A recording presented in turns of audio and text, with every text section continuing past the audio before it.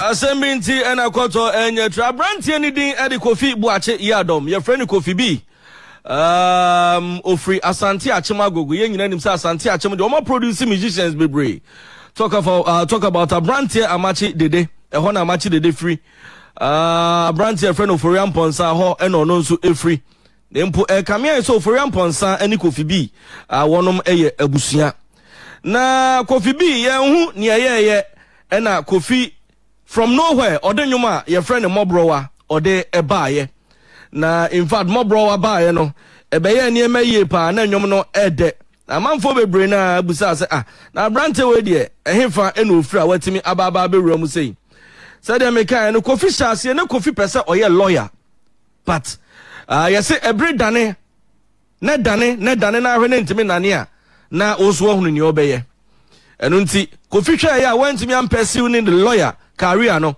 or the efa enyum tuo mu even though na ne papa epenyum ti Kofi bo modern akopie mu on cry e ho no koshi abranti a your friend Oforiam Ponsa na okopie mu no obo modern so ne Oforiam Ponsa nso eye enyum a me ye sure say ebi abebre nanim se Kofi bi ni Oforiam Ponsa eye enyum Ofori ene discover Kofi a oni Kofi eye enyum we ye ninkra enyum nie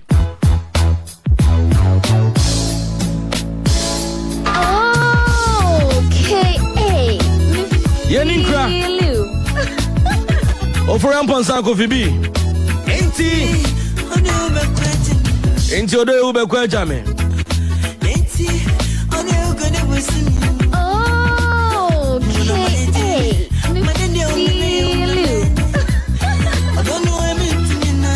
Bomi odo unyuma etu awase Oh Bomi odo unyuma etu awase Ebi ana odo be bochina entino yeninkre yeninkre ebi ana odo be bochina ejei yeninkre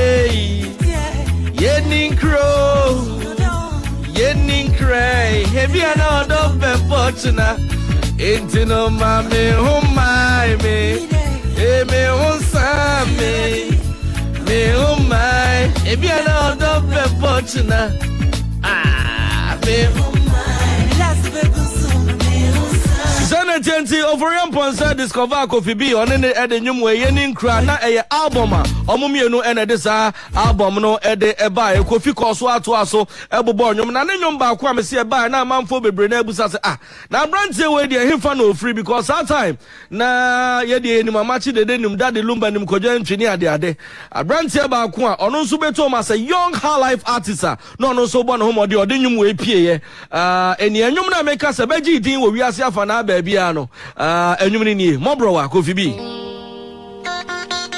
Mobrowa enya sam keto akra enyum e ba na bebre na ebusa now on this album na benya nyum beat say Sherry was featured by Kwabi a friend say Yogi Dogi that time oka raga dance or power Ghana hadia Yogi Dogi na ne jina ne na so enu nti sanyum no Kofi B mo modern feature Yogi Dogi sanyum no say ne friend Sherry enya sam keto akra Hey! Super 98.3 megahertz. Bomodi ama fidie ni na here. Sansa ha. Bagajo say eni epankwa. Yeah, Mobrowa. Yeah, mini manumi eh. Kwana kita mekura. Maya tinte huo. From abomi ana me fahini. Ofie mi France maguntino. Ofie mi ni every program. Asame to mi sesia. Okatra phone weni asem to me sesi ochijina phone weni mami owumi enotana onibio meja kwesi adenso papa ni nsamu nibio enya sam keto akranti Kofi B edenyum we by na on this very album na be hunyuma na friend Sherry Makacho says Sherry no it was featured by Yogi Dogi that time and sana Samini beba na yewo emrantie bi say abrantie a ono bo watu ani ira na abrantie ba akoto dance so woman sana Yogi Dogi so ebeba enti Yogi Dogi feature Kofi B e wo nyum we so ne friend Sherry sana tie Sherry anyway, it was my favorite back then. And that's some good talk around. Yeah, so to the Indomie generation, one thing you know, Kofi B and I didn't way by how do you baby no nim say school na Kofi B join the group bi an from ofie ni fie minim so be kai sa group na yegu so ya the profile name was that here champion ability that to say Shano kwashia da nyumre bi wa ponto bi asi mi hunana mi amushi mi makoma so me see oba mi hunu Sansu busano mo trem say ya know your friend is sharing because busani di mo trem say yeah ya know your friend is sharing Sherry, would you hear me down? Sherry, me know beau, over for double domain. Sherry, Sherry, Sherry, Sherry, Sherry, Sherry, Sherry, Sherry. This is a giant. Who don't let that? Zadatia. Say don't worry. Sherry, Sherry, Sherry, Sherry. Oh, oh, oh. Is that it? Yeah. I don't take Kofi B. No. Then you want to bubble boy any bin no. And yes, I'm going to Accra.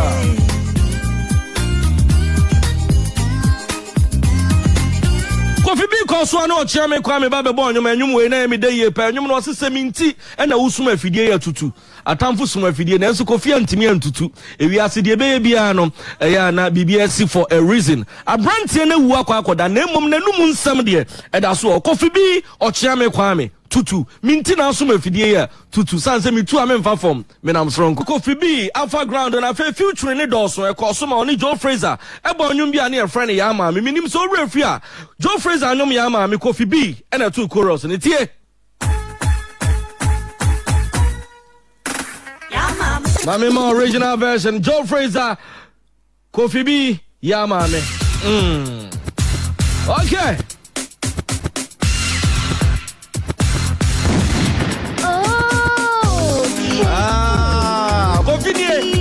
Kofi nie Yo dede mun semie me di asamo na mo asama mi kendie Me wa baso banyu mametsu ya mami Kanto sense obedi e mewano Oh asiu Masu ye Obedi e mewano ya mami Masu ye Obedi e mewano Now, not what Yama me ayo fro, Geneso, Quiso front to Bonatanase. Okay, if I took Kofi B to us, and you may back up on connected crab and Kofi ADG, yay. Hey, you man near friend, a Fiadon Co feature, or Chairman Kwame Nianum, you brothers, a Kunta Kinte, any stone, and you soon here, take a crap. A Fiadon pay, don't say my breath. I'm going to come cry. Efia, don't pay. Don't say my brother. Debbie, Mami Niansa.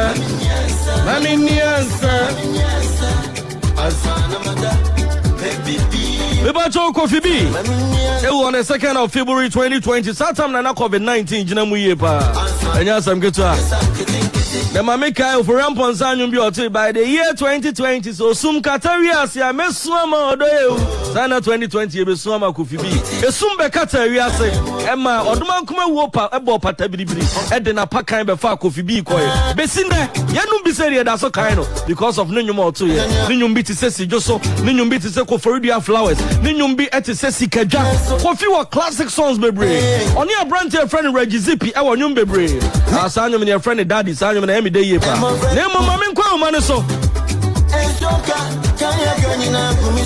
mame nkwa umane so na beno nyina na da mi bibi ensa da dio mame nkwa umane so na me nyum to ni bi nkobon komo nipa owuto ne na so Nyankopon fa Kofi Kransie. Ya be kan no kopim se wi ase be ko na wie. Ya ma me nko na me opanyi kase emo nkomo. Hello Kofi nti. Director General. Minu na te sai. Adom mini na o se.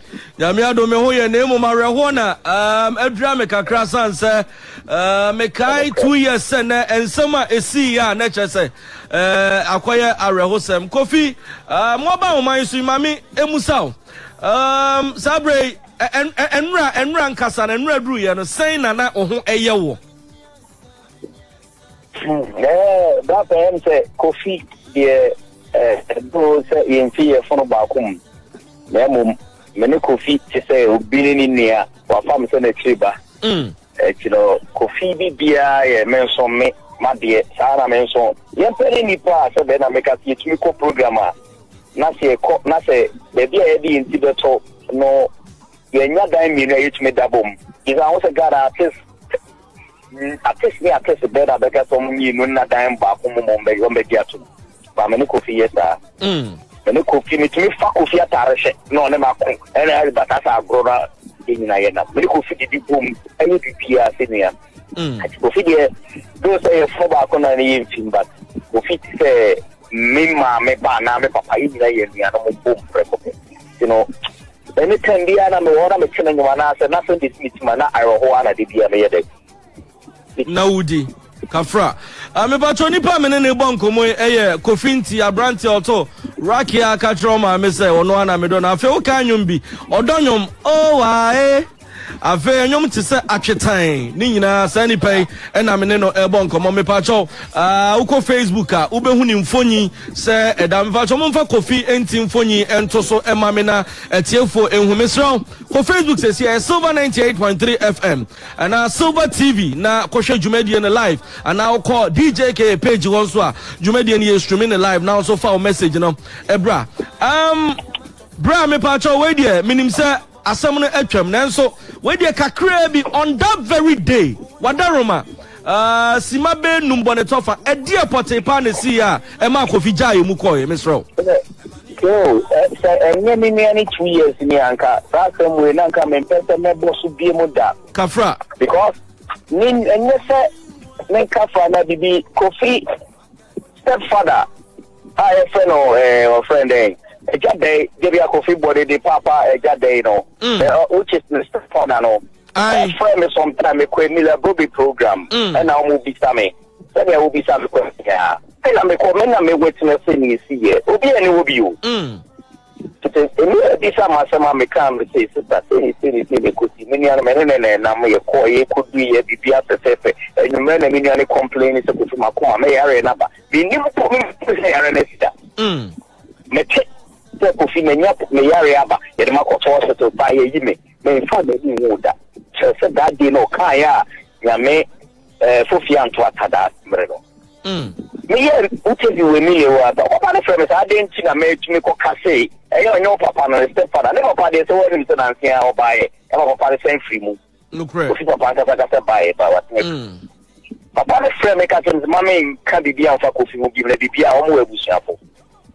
ti bibia ni ya ka se me na me ni Kofi na mo wo papa no wo na that time o tin dem mum sebeta fa Kofi wo do nti no mo bisa ma sembia na me kasi me na me nka because baby o wo no kwa no sebe o da so please o wa sa so no wo bia bi no cry no cry wo do that for the mama no cry you know ni America ne say Kofi de ni America the currency na ya ko no me say na me kan ya kwa no pa 6:30 you too kwa ma Kofi kura mfa pon frame dan ka sem se best ni ekoda Debi amena me kan waka tem ko de ye kwin era say era wodim se na obra de bi ayo o kasa ato so no ya could papa ya receive fire that was the second time aye kokomo papa na my baby ya kwa da kama ya ko akọ dem akọtena se abesi bi papa na obi ma betiti that the Kofi ya asem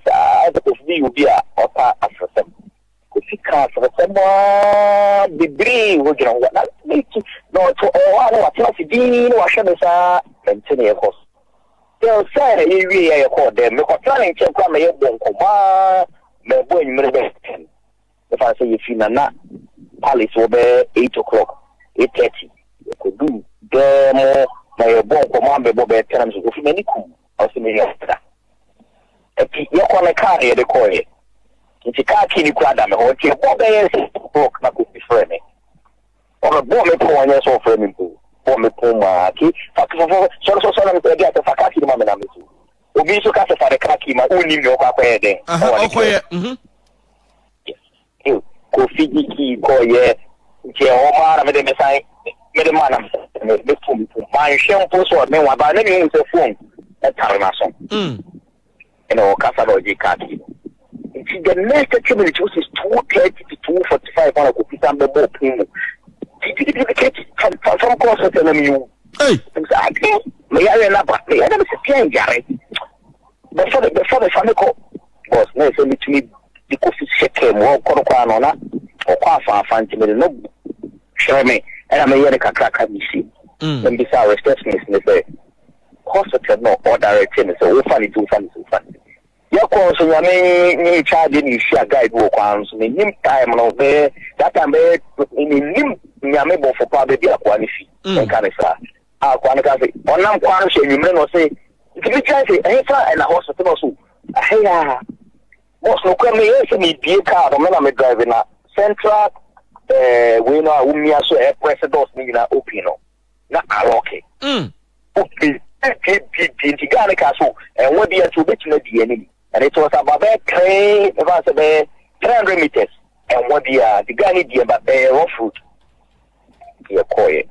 doctor ba ye be ye no tito gipia na Kofi wa to na kakra doctor no so asheda Kofi me ponyo uya ufiana lusi amame na Kofi ka amame na doctor neka Kofi study CD nyede man ofia kwa o man CD na Kofi ka te kinchi mewu Kofi mewu Kofi ka so se mi mewu so Kofi go say and confirm say Kofi that's why na guy na issue no kwano so Kofi ta dem kumna mesmeso no Nipa say oxygen nka ye try say Kofi be chika try den akodi it's a star Kofi presa say uchashi ye meso so na doctor so mo fa nan tem doctor en fa nan to thing and so ni sisi no o me say doctor den what's just look at the nurse phone and find to have to make a panel so